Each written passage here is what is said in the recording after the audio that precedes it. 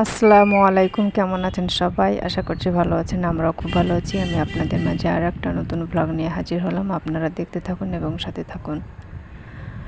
আর এই যে এখন বৈকাল 4:30, আর এখন আমি চলে আসলাম ছাদে। আর ছাদে কয়েকটি আমি ফুলের গাছ লাগাবো তাই। আর এই যে দেখুন, আমি এখানে এই যে কিছু পাতাবাহার গাছ নিয়ে এসেছি কয়েকটা। আর এখানে এই টবটা আপনাদের দেখালাম যে কেমন নোংরা ছিল, আর এই টবটাও আমি পরিষ্কার করে নিয়ে আসলাম। কত সুন্দর পরিষ্কার হয়ে গেছে। আর ভিতরটা পরিষ্কার করিনি, তার কারণ ভিতরে তো মাটি থাকবে, পরিষ্কার করার কোনো প্রয়োজন নেই। আর এখানে আমি দুটো টবেই আমি মাটি ভর্তি করে নিয়েছি। একটিতে লাগাবো পাতাবাহার আর আরেকটিতে লাগাবো মানি প্লান্ট। আর মানি প্লান্ট গাছটি আমি বাজার থেকে কিনে এনেছি। আর এদিকে আমি পাতাবাহার গাছটা লাগিয়ে নিলাম, আর তারপরে আমি মানি প্লান্ট গাছটা লাগাবো। আর এই যে এইভাবে যদি টবে পাতাবাহার গাছ ঘরের বারান্দায় যে কোনো এক কর্নারে যদি থাকে, তাহলে ঘরটাকে কত সুন্দর লাগে, ভালোই লাগবে। এই টবটা আমি ঘরে রাখবো, এই দুটো টব, তাই আমি লাগিয়ে নিলাম। আর তারপরে এই যে দেখুন, এটা মানি প্লান্ট। এটা তো আমি বললাম এটা আমি বাজার থেকে নিয়ে এসেছি। আর তারপরে আমি প্লাস্টিকটা আমি কেটে ফেলে দিচ্ছি, আর মাটিগুলো আমি ঝরে ফেললাম, কারণ মাটিটা শক্ত হয়ে লেগে থাকলে শিকড়গুলো বাড়তে পারবে না। আর গাছটিকে আমি দুটো করে নিলাম কেটে দুটো করে নিলাম। আর তারপরে এই যে আমি গাছ দুটোকে আমি লাগিয়ে দিচ্ছি।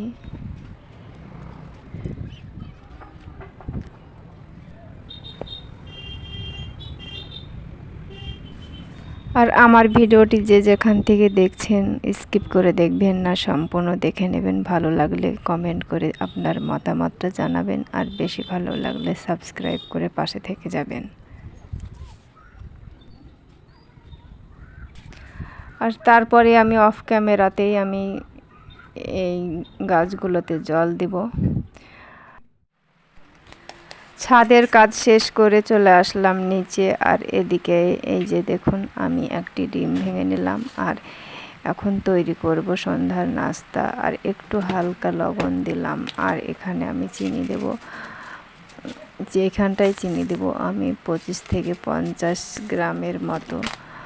এর মধ্যেই আমি চিনিটা দিলাম, আর তারপরে আমি ডিমটা ফেটে নিচ্ছি। এটা কিছুক্ষণ নেড়ে চেড়ে আমি ফেটে নেব। আর এদিকে আমি 1 কাপ ময়দা নিয়েছি, আর হাফ কাপ নিয়েছি গুঁড়ো দুধ। আর তারপরে আমি এই যে সামান্য পরিমাণ আমি বেকিং পাউডার দিলাম। তারপরে এই যে নেড়ে চেড়ে আমি এগুলো চেলে নিচ্ছি। চেলে নেওয়ার পর আমি এগুলো অল্প অল্প করে ডিমের মিশ্রণে দেব, আর আমি মেখে মেখে একটি ডো তৈরি করে নেব।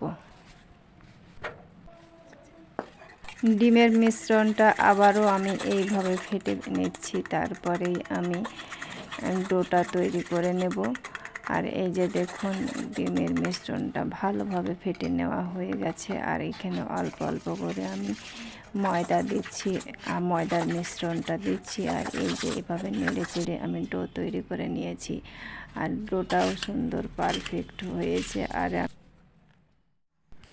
আর অফ ক্যামেরায় এইভাবে আমি ছোট ছোট করে শেড করে নিয়েছি, আর অফ ক্যামেরায় কয়েকটা ভাজা করে নিয়েছি। আর এই যে আমি তারপরে আমি এই যে ছোট ছোট করে শেড দিয়ে নিয়েছিলাম, সেগুলো এখন ভেজে নিচ্ছি। ব্রাউন কালারে ভেজে নিয়েছি। আর কত সুন্দর ফুলে ডবল হয়েছে, দেখে তো খুবই সুন্দর লাগছে। তারপরে এই যে আমি ব্রাউন কালারে ভেজে নিয়েছি, এখন একটা একটা করে আমি নামিয়ে নিচ্ছি। আর এই যে দেখুন কত সুন্দর ইয়াম্মি।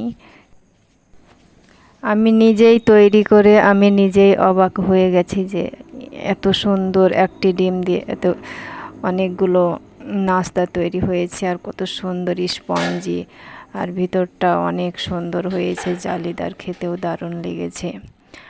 আর এই যে এখন ছেলে মেয়ে এখন খেয়ে নিচ্ছে, তারা তো খুবই আনন্দ করে খেয়ে নিচ্ছে।